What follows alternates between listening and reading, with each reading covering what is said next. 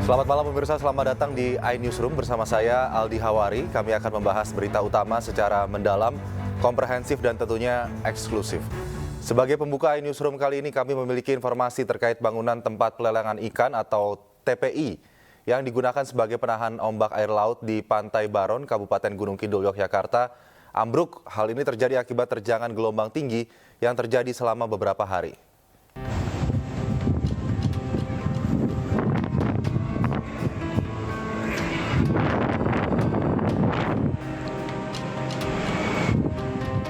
Seperti inilah detik-detik ambruknya talut atau bangunan pelelangan ikan di perkampungan nelayan Pantai Baron yang terekam oleh kamera ponsel warga. Bangunan talut sepanjang 20 meter tiba-tiba saja ambruk. Beruntung tidak ada korban akibat peristiwa ini.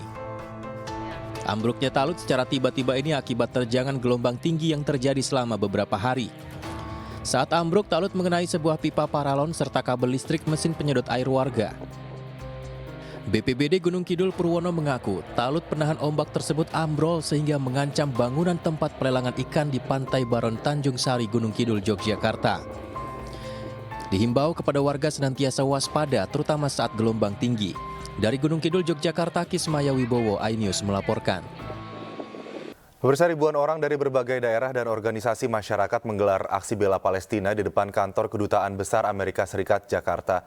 Mereka menyerukan kemerdekaan Palestina dan mengecam kekejaman Israel di Gaza dan Rafah. Perjuangan orang-orang hebat, perjuangan terhadap aksi kali ini mengajak semua mata melihat Rafah, kota yang saat ini terus digempur oleh Israel. Unjuk rasa kali ini bertajuk "Semiliar Laknat untuk Zionis Israel". Massa menyampaikan protes atas serangan Israel ke Rafah dan juga Gaza. Dalam orasinya, massa mendesak segera terwujudnya kemerdekaan Palestina. Mereka juga meminta kepada sidang ICC agar PM Israel Benyamin Netanyahu dapat segera ditangkap dan diadili. Rencananya aksi akan terus digelar hingga terwujud kemerdekaan Palestina.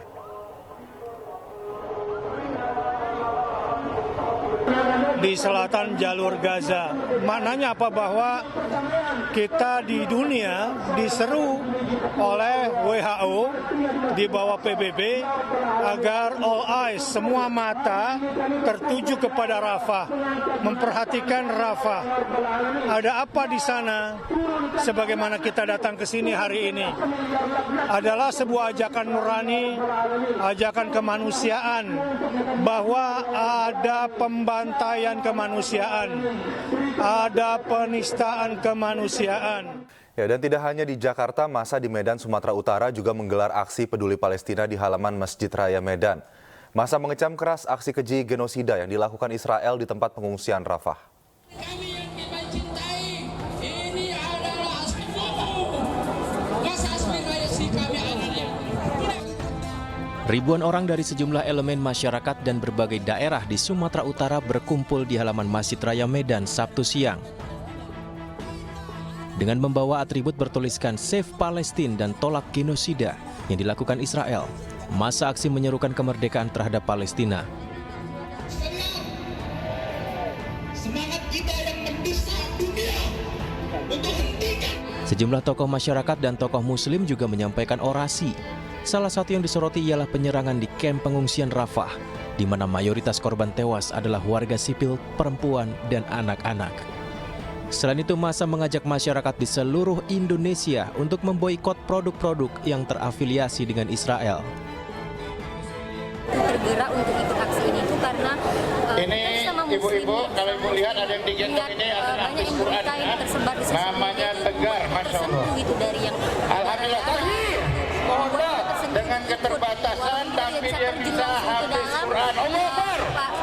Sudah 20 juz. Allah Akbar. 50% dapat Masya Allah. kita yang lainnya tersadar.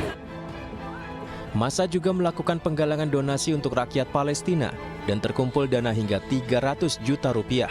Dari Medan, Sumatera Utara, Ahmad Ridwan Nasution, iNews melaporkan. Baik, dan untuk mengetahui bagaimana kemeriahan pawai juara Persib Bandung yang sudah berlangsung sejak siang tadi, kami sudah terhubung dengan Ervan David di Bandung, Jawa Barat. Selamat malam, Ervan. Sudah berlangsung dari siang hingga malam ini, apa saja yang saat ini sedang dirayakan oleh warga di malam hari? Ya, Aldi, pasca Persib menjuarai Championship Series Liga 1 Indonesia 2023 dan 2024, puluhan ribu bobotoh menyambut para pemain dan juga staf dari Persib Bandung di tol paster Kota Bandung tadi pada pukul 14 waktu Indonesia bagian Barat. Dan Persib juga melakukan konvoi kemenangan dengan bus Jalan Paster, Taman Sari, Sulanjana atau melewati Geraha Persib, Dago, Riau, dan juga berakhir di Gedung Sate ini sendiri. Dan untuk di Gedung Sate ini sendiri, para pemain Persib tadi disambut oleh PJ Gubernur Jawa Barat dan juga jajaran Forkopimda Jawa Barat untuk merayakan Persib Bandung menjuarai Championship Series Liga 1 Indonesia. Dan dapat diperlihatkan juga pemirsa bahwa saat ini Persib para bobotoh sendiri dari Gedung Sate ini sendiri, meskipun acara dari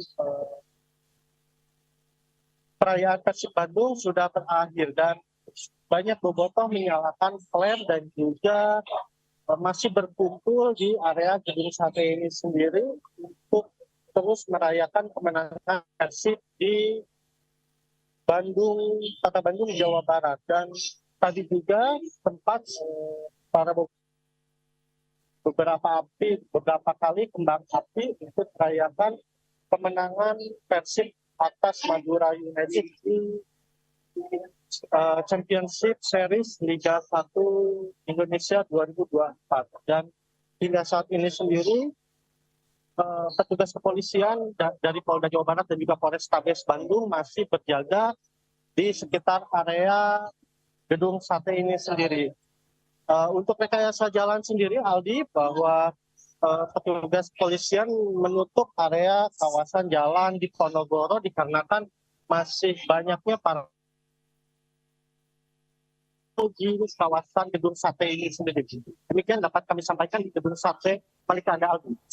Ya, Ervan, sejak siang sampai malam hari ini, apakah pawai berjalan terus dalam keadaan damai atau sempat ada rusuh di sana?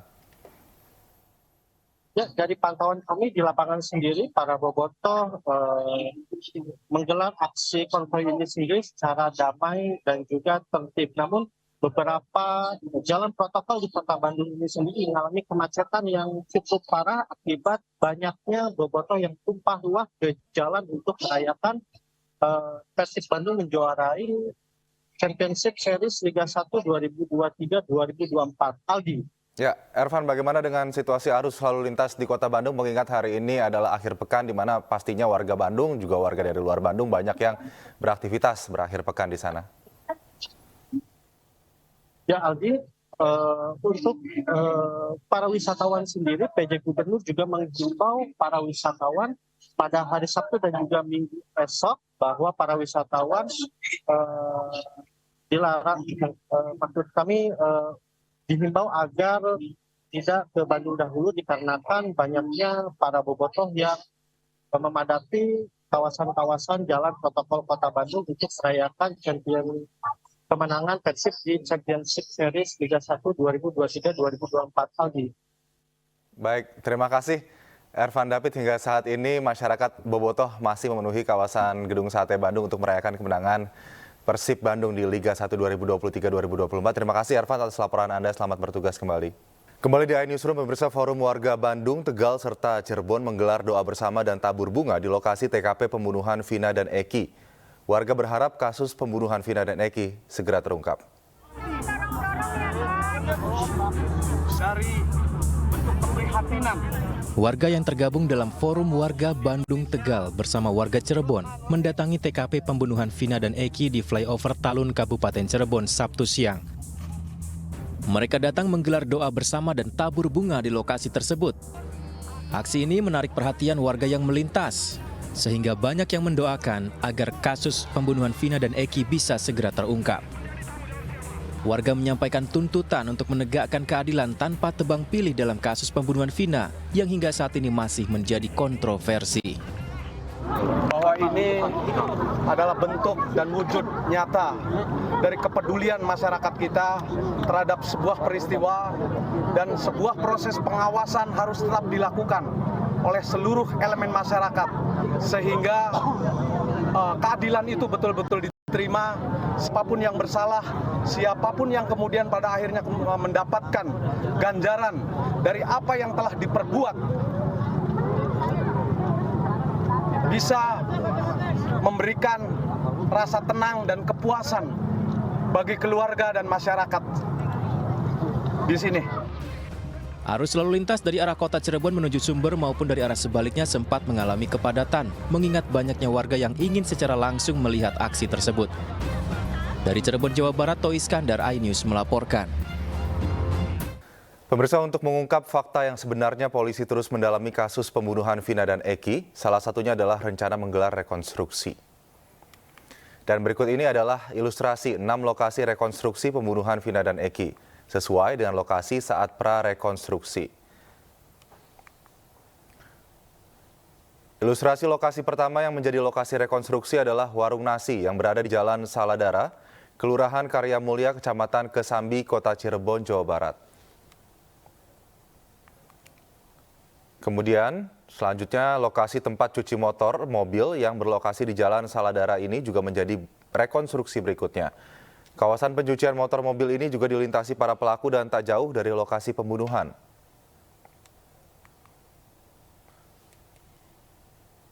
Aparat kepolisian juga akan melakukan pemeriksaan di kawasan Jalan Saladara yang diduga biasa digunakan nongkrong atau tempat berkumpul gerombolan bermotor pelaku pembunuhan Vina dan Eki. Dan polisi juga akan melakukan rekonstruksi di lokasi utama pembunuhan Vina dan Eki, tepatnya di Jalan Saladara. Di lokasi ini penerangan sangat kurang pada malam hari. Di sini 2 korban mengalami penganiayaan oleh geng bermotor setelah sebelumnya dikejar dari flyover Talun. Selanjutnya, toko kelontong yang menjual sembako ini juga menjadi lokasi rekonstruksi. Toko ini juga berada di Jalan Saladara dan tak jauh dari TKP utama. Diduga pelaku dan korban juga melintas di depan toko ini. Dan lokasi rekonstruksi berikutnya adalah di flyover Talun, Jalan Talun, Desa Kepongpongan, Kabupaten Cirebon. Jalur ini merupakan perbatasan Kabupaten Cirebon dan Kota Cirebon. Di sini lokasi awal korban yang dilempari batu oleh pelaku, lalu ada pengejaran dan terjadi penganiayaan. Di flyover ini 2 korban ditemukan dalam kondisi tak bernyawa dan sempat diduga mengalami kecelakaan tunggal. Dan pemirsa, hari ini kuasa hukum keluarga Vina dan Eki tahun 2016 silam, Yosih Ahdian bersama praktisi hukum Rasman Arif Nasution menggelar konferensi pers di kawasan Epicentrum Jakarta. Ia menegaskan bahwa kuasa hukum Vina dan Eki belum dicabut kuasanya sejak 2016.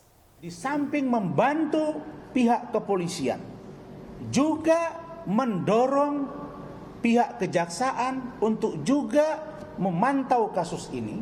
Begitu juga dengan pengadilan, karena ini sudah berjalan dari proses penyidikan sampai penuntutan sampai dengan putusan.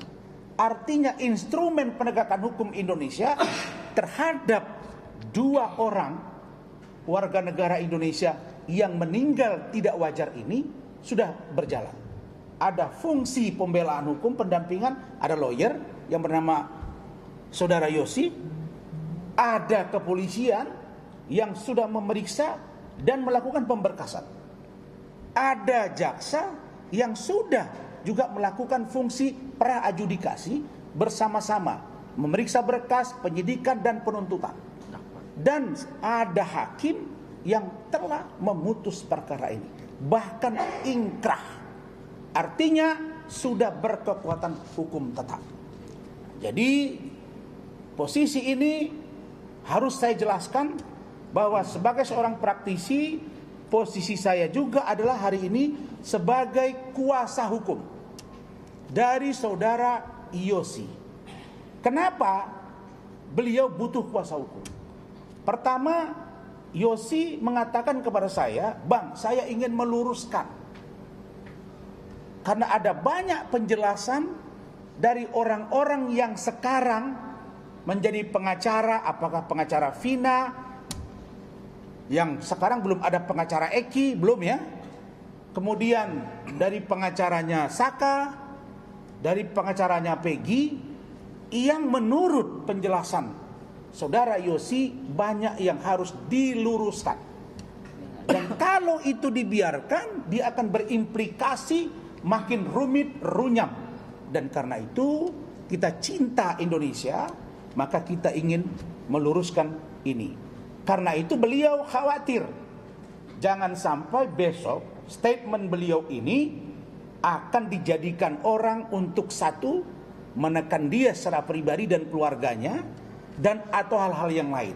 Maka beliau bilang, Bang, saya tolong fasilitasi untuk saya preskon, dan saya juga minta abang sebagai kuasa hukum saya. Begitu Adinda ya? Betul ya, ini fakta nih. Jangan kejadian kayak yang kemarin-kemarin gitu.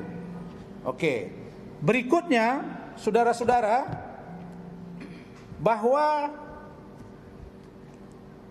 penjelasan setelah disampaikan oleh saudara atau Adinda Yosi ini, saya akan coba nanti mempertajam untuk substansinya bisa lebih membantu keterangan dari Adinda Yosi. Dan saya percaya hari ini Bapak Presiden, Pak Jokowi, Bapak Wakil Presiden, Pak Kapolri, Pak Jaksa Agung, sampai para hakim Mahkamah Agung pasti menyaksikan kasus ini. Apalagi ada perintah sudah dari Bapak Presiden, usut sampai tuntas. Itu poin pertama yang akan dijelaskan oleh Saudara Yosi. Poin yang kedua, sesuai dengan undangan saya akan menjelaskan tentang benar nggak sih keterlibatan anak jenderal. Ini kami lakukan berdasarkan penelusuran. Wajar dong saya melakukan penelusuran karena saya praktisi hukum, saya punya tim, dan saya sering diminta pendapat oleh media. Jadi kalau saya tampil, saya mesti punya data. Karena praktisi hukum harus mendalami seluruh data secara komprehensif, bukan sepihak.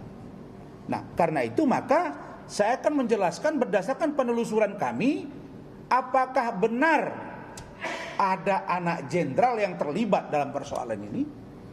Apakah benar ada cucu jenderal yang terlibat dalam persoalan ini? Apakah benar ada anak bupati di salah satu kabupaten kota di Jawa Barat yang terlibat? Pengacara Rasman Arif Nasution menganggap adanya keterlibatan anak jenderal dalam kasus Vina hanya isu belaka. Rasman mengklaim telah melakukan penelusuran yang menganggap anak jenderal dimaksud baru berumur 2 tahun saat Vina dibunuh. Terkait dengan banyaknya beredar informasi bahwa ini seolah-olah melibatkan anak seorang jenderal. Ada jenderal aktif, ada jenderal purnawirawan yang katanya ini orang gede di negara ini. Nah, sekarang saya jelaskan. Berdasarkan penelusuran kami bahwa Kapolres Cirebon Kota tahun 2016 pada bulan Agustus ya, itu adalah AKBP AD, V dan D. Inisial A, V, Victor ya, B. Ini Kapolresnya 2016. Dan sebelum beliau menjadi Kapolres, ada seorang Kapolres juga berinisial AKBP IJ, India Jenggo. Nah, kemudian kasus ini sama sekali tidak ditangani oleh Kapolres AKBP A, V, B. Ya, ini penelusuran. Saya nggak mau sebut nama orangnya langsung. Kenapa? Pertama, kasus ini sudah ditarik oleh Polda Jabar dan digelar di sana. Dan itu dibuktikan berdasarkan pengakuan dari Saudara Yosi bahwa ketika beliau terima kuasa, beliau dilibatkan langsung dalam gelar perkara itu. Kalau kita sebagai lawyer dilibatkan, artinya gelar perkara khusus dong. Tapi meskipun digelar secara khusus, Kapoldanya pada waktu itu Bapak Irjen Pol Purnawirawan Bapak Anton Carlyan. Beliau mengatakan pada waktu itu tidak ada hal yang menjadi sangat atensi publik sehingga harus turun tangan dengan sedemikian rupa seperti sekarang. Hanya berjalan normal, hanya saja kenapa ditarik dari Cirebon Kota ke Jawa Barat, Polda Jabar, karena salah satu korbannya adalah anak polisi, yaitu Bapak Rudiana. Jadi keluarga dari pihak pelaku dan yang lain-lain ketakutan. Udah tarik aja ke Bandung, Polda Jabar. Itu dasarnya. Bukan karena atensi publik atau ada kegaduhan di sana. Oke. Berikutnya ada yang menyebut ini anak jenderal itu, anak jenderal AVB. Di sini jelaskan kepada saya berdasarkan data, pada saat itu anak beliau baru berumur 2 tahun. Tidak mungkin dong anak 2 tahun ikut geng motor. Jadi biar clear nih. Jadi kalau lawyer itu, praktisi hukum itu, kasihlah logika-logika hukum untuk memperbaiki dan membantu pihak penegak hukum. Ingat Bang, pengadilan itu lancar-lancar aja loh. Nggak ada masalah di pengadilan PN Kota Cirebon. Masalah itu terjadi waktu pertama sidang karena tertutup. Banyak masyarakat yang mau melihat siapa sih sebenarnya pembunuh-pembunuhnya itu kan. Muka-mukanya mereka mau lihat. Tetapi mereka kecewa karena sidang tertutup. Makanya waktu itu saya langsung statement di media, Bang. Harus sidang terbuka karena ini kan kasus pembunuhan. Harus terungkap jelas. Waktu putusan pun mereka banding itu loh. Makanya saya kaget waktu 8 tahun ke depan ya Bang ya. Begitu ada film tentang 7 hari meninggalnya Vina. Kok bermunculan statement-statement yang bahwa ini adalah salah tangkap. Saya sempat menelepon Ibu Titin, kalau salah tangkap gimana? Saya bilang, ini kan posisinya saat itu di 2016, kenapa Anda tidak upaya hukum? Kalau misalkan Anda upaya hukum, Anda lakukan, berarti upaya hukum itu kalah dong, ditolak dong kan? Posisinya, upaya hukum pasti ditolak karena putusan mereka itu tetap yang 7 orang itu seumur hidup dan yang 8 tetap di 8 tahun. Waktu saya mengawal sidang itu, memang terdakwa itu ada 11 Bang dalam persidangan. Terdakwa itu ada 11. Ada 11 betul. Oke. Yang disidangkan 8 orang tuh 1 sudah lebih dulu kan yang di bawah umur, ya. Yang 7 itu menyusul. Saka maksudnya. Oke. Saka lebih dulu sidangnya. Oke. Yang 7 nyusul itu. Oke. Dan yang 3-nya itu tetap DP. Pemirsa, kasus Vina yang masih terus berjalan menuai sorotan publik hingga praktisi hukum. Bagaimana pakar pidana melihat fenomena ini? Sudah terhubung bersama kami Bang Abdul Fikar Hajar, pakar hukum pidana. Selamat malam, Bang Fikar. Mas Aldi, ya selamat malam Mas Aldi. Oke, ini baru saja Rasman Arif Nasution mendampingi Yudi Ahdian yang mengaku sebagai pengacara atau kuasa hukum dari keluarga Vina dan Eki back then tahun 2016 silam, begitu. Muncul ke hadapan publik lalu memberikan beberapa pointers atau opini. Sebetulnya pelimpahan kuasa hukum dari tahun 2016 kepada kuasa hukum yang saat ini menangani kasusnya seharusnya seperti apa, Bang? Ya, seharusnya pemberian kuasa itu harusnya dari pemberi kuasa yang asli, ya, prinsipal istilahnya. Apakah benar pemberi kuasa yang asli itu masih memberikan kuasa pada pengacara yang 8 tahun dalam kemudian? Hal ini artinya keluarga dari Vina dan Eki ya Bang ya? Betul, betul. Jadi keluarga Vina dan Eki itu harus menegaskan gitu. Benar bahwa kuasa yang dulu yang 8 tahun itu memang belum dicabut gitu. Tetapi kalau sudah 8 tahun tidak ada berita, tidak ada konfirmasi dari ini, saya kira kuasa itu ya selesai dengan kasusnya selesai waktu terjadi persidangan terhadap para terdakwa itu selesai, ya. Maka sebenarnya pemberian kuasa itu selesai gitu, ya. Nah, dan kalau ada kan gini, pemberian kuasa itu biasanya untuk satu perbuatan hukum tertentu. Umpamanya apa? Umpamanya kalau dari korban itu untuk melaporkan. Nah, melaporkan juga ada 3 tingkat. Di tingkat mana? Di tingkat kepolisian, atau di kejaksaan atau di pengadilan umpamanya, ya. Nah itu harus disebutkan di dalam surat kuasa, gitu. Nah kalau tidak nggak bisa kuasa hukum itu jalan semaunya, gitu ya. Jalan semaunya. Jadi sebetulnya hukum. seharusnya kuasa hukum yang diberikan pada tahun 2016 itu memang sudah masanya sudah habis begitu pada saat kasus tersebut sudah selesai disidangkan, pada saat terpidana sudah menjalani hukuman begitu. Betul.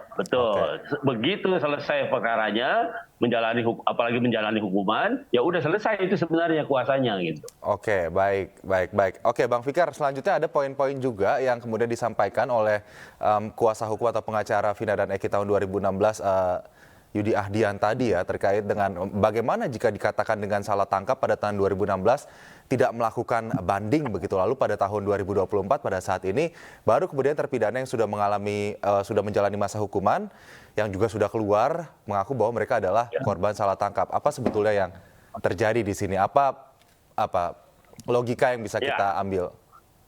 Ya, menurut saya satu memang ini kelalaian penasihat hukum dari terdakwa yang dulu, ya, yang sekarang kemudian mengaku bahwa dia menyatakan salah tangkap. Ini kelalaian dari terpidana ya? Ya, kelalaian dari terpidana dan pengacaranya yang dulu. Ya, seharusnya seketika itu dulu dikemukakan. Itu satu. Terus yang kedua, kalau kemudian dia bisa membuktikan bahwa memang dia salah tangkap, maksud saya dia punya alat bukti, ya, entah saksi, entah siapa. Nah itu sebenarnya bisa dilakukan upaya hukum sekarang. Bisa PK ya? Karena PK itu kan tidak dibatasi satu kali. Ya, kalaupun umpamanya pernah PK, sekarang bisa, begitu dapat alat bukti yang baru bisa PK lagi sebenarnya, gitu. Ya, nah itu yang seharusnya dilakukan. Jadi bahwa sekarang kemudian mereka yang merasa dipaksa itu kemudian memberikan keterangan dan segala macam, yaitu haknya ya untuk berpendapat, untuk mengemukakan keluhannya segala macam, itu haknya. Tetapi ketika sampai pada apakah itu bisa diupayakan secara hukum? Nah, saya kira itu ya, kalau dia punya bukti bahwa betul perlakuannya yang dulu itu dipaksa gitu ya, maka dia bisa mengajukan peninjauan kembali.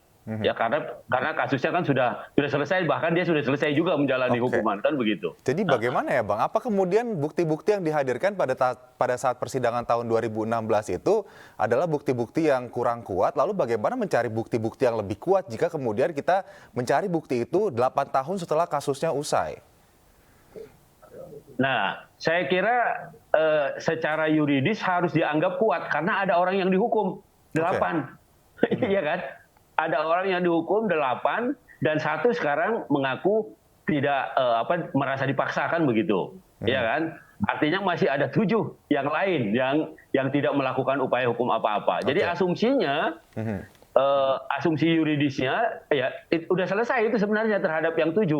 Bahwa kemudian sekarang ada perkembangan baru katanya yang 5 itu mengaku mengajukan keberatan lagi.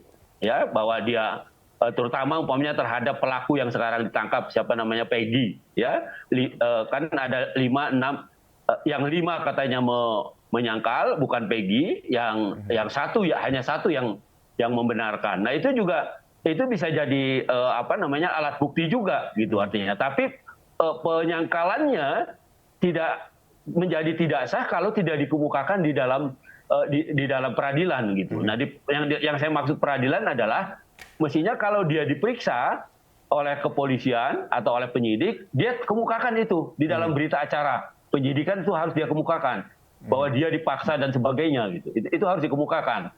Ya, sehingga jadi dokumen berita acara, jadi dokumen hukum penarikan pengakuannya yang dulu, ya. Tapi ya tidak membatalkan kasus yang dulu gitu ya. Kasus yang dulu sudah mereka dihukum itu tidak bisa lagi membatalkan karena memang sudah selesai gitu. Sudah semua upaya sudah harusnya tidak dilakukan lagi dan itu menjadi satu Kemudian fakta ini hukum. memang Bang Fikar munculnya kuasa hukum atau pengacara Vina dan Eki tahun 2016 silam ke publik menjadi babak baru nampaknya untuk kemudian menyamakan bukti-bukti yang dimiliki tahun 2016, kemudian bukti-bukti yang didapatkan, fakta-fakta yang didapatkan di lapangan pada saat penyelidikan kasus ini dibuka kembali. Begitu. Lalu apa yang harus dilakukan ke depannya agar kuasa hukum baik tahun 2016 ataupun tahun 2024 ini sama-sama bisa menguak fakta sebenarnya? Bang Fikar dijawab nanti usai jeda iNewsroom, segera kembali pemirsa, tetaplah bersama kami. Masih di iNewsroom, pemirsa, kita masih membahas terkait dengan munculnya pengacara lama atau pengacara pertama dari keluarga Vina dan Eki yang menangani kasus kematian Vina Eki pada tahun 2016 silam. Dan saya masih dengan bersama Bang Abdul Fikar Hajar, pakar hukum pidana. Bang Fikar. Ya. Oke, Bang Fikar, jika kemudian pengacara pertama Vina dan Eki ini muncul ke hadapan publik, begitu, lalu bagaimana sebetulnya apa yang ingin mereka perlihatkan ke publik? Karena jika kemudian pada tahun 2024 ini muncul argumentasi dari para terpidana kalau mereka adalah korban salah tangkap, ini bukannya kemudian bisa memunculkan stigma di masyarakat bahwa pada tahun 2016 silam ini kuasa hukum atau pengacara tidak menjalankan tugas untuk membela kliennya dengan maksimal, gitu. Ya, kesan itu pasti akan muncul, gitu ya. Kesan itu akan muncul karena baru kemudian ketika kasus ini viral, mereka baru terhenyak lagi, gitu ya. Baru terhenyak lagi. Kemudian, apa yang harus kemudian dibuktikan, Bang Fikar, oleh kuasa hukum pengacara ini? Nah, saya kira ini lucu juga nih, pengacara ngasih kuasa pada pengacara lagi, ya. Tapi nggak apa-apa, boleh juga, nggak ada masalah sebenarnya. Tetapi menurut saya, dia kan pengacara, dia bukan pihak yang terlibat dalam satu tindak pidana, gitu. Nah, jadi sebenarnya kalaupun harus diluruskan, itu yang menjadi pertanyaan adalah informasi yang mana yang harus diluruskan. Padahal informasi itu kan diberikan oleh para pihak yang terlibat. Oke, gitu. Bang, ada salah satu informasi yang menurut saya penting. Pada saat pernyataan konferensi pers tadi dikatakan bahwa pada persidangan 2016 itu tidak ada sama sekali kasus asusila yang dibahas di persidangan. Artinya tidak ada sama sekali membahas soal Vina ini diruda paksa sebelum kemudian dibunuh oleh para anggota geng motor ini. Kemudian pada saat film muncul pada tahun 2024 ini kasus dibuka kembali, baru ada klausul itu, pemerkosaan ruda paksa. Tanggapan Anda? Ya, saya kira itu bisa ditelusuri di dalam berita acara di pengadilan, gitu. Karena bisa saja dia menyatakan seperti itu, tetapi dia itu atas dasar pembacaan dia terhadap berita acara atau putusan di pengadilan atau enggak, gitu. Kalau cuma menyatakan sepihak saja tanpa ada dukungan data, saya kira juga harus dipertanyakan, gitu. Tetapi kalaupun benar umpamanya yang dia kemukakan, ya, bahwa tidak ada kasus ruda paksanya atau tidak ada peradilan khusus mengenai penganiayaan Vina ini, saya kira itu juga menjadi pertanyaan, karena munculnya 8 orang ini kan juga atas dasar silahnya cawe-cawenya salah satu ayahnya korban yang juga polisi, ya. Itu kan dia ada di sana, gitu. Artinya menurut saya mustahil itu tidak dibongkar, gitu, atau tidak dicari sebab musababnya di dalam pemeriksaan di berita acara. Karena itu tadi saya bilang, yang membongkar perkara, yang bisa menjadikan para pelaku itu jadi tersangka dan dihukum, itu kalau nggak salah bapaknya Eki itu, bapaknya korban, kalau nggak salah, yang polisi juga, gitu.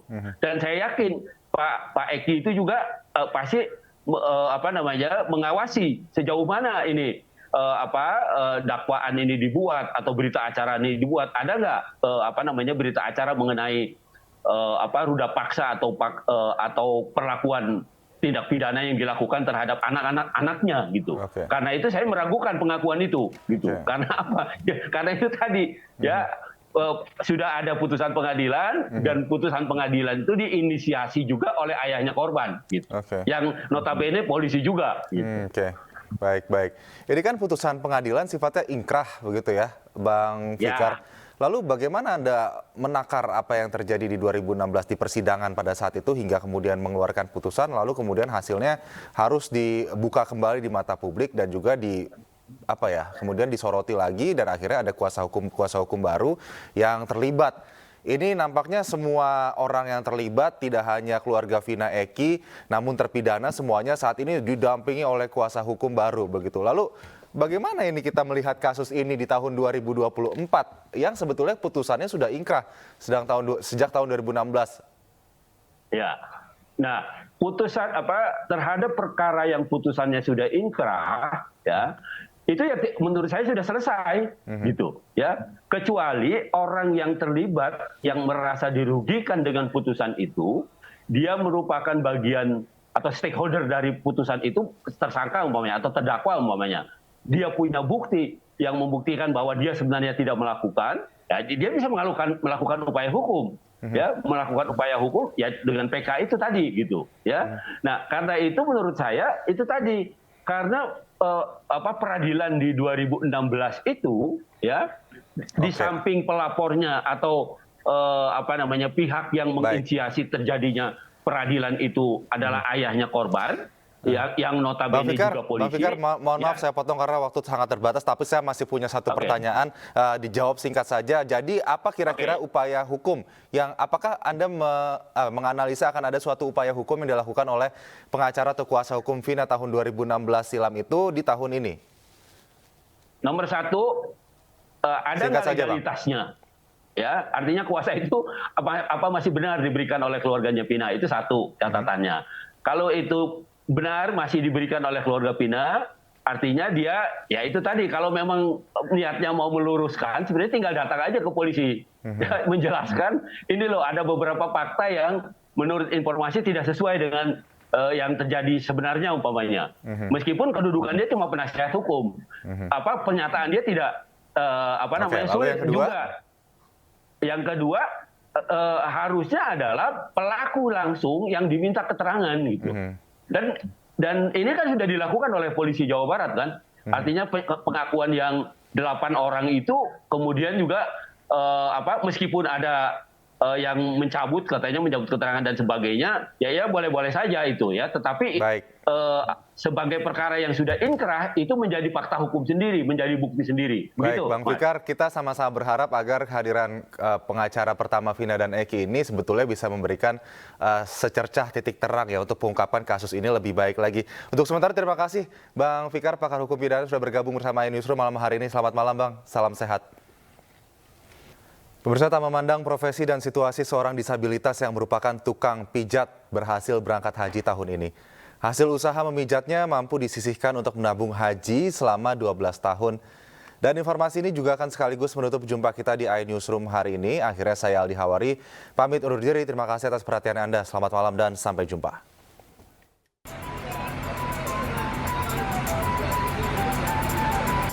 ...371 calon jemaah haji dari kloter 72 Embarkasi Surabaya akan berangkat haji tahun ini.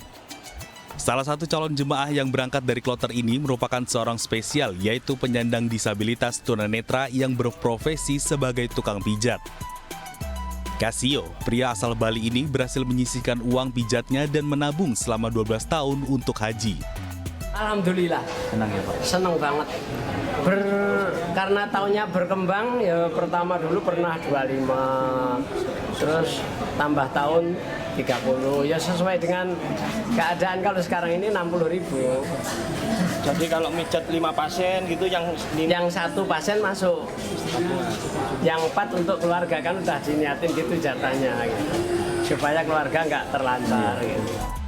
Kakek berusia 70 tahun ini mengalami kebutaan sejak usia 2 tahun karena demam tinggi. Setelah dewasa, Kasio menjadi pemijat dan kini menjadi instruktur pemijat bagi penderita tunanetra lainnya. Dari Surabaya, Yuda Prawira, iNews melaporkan.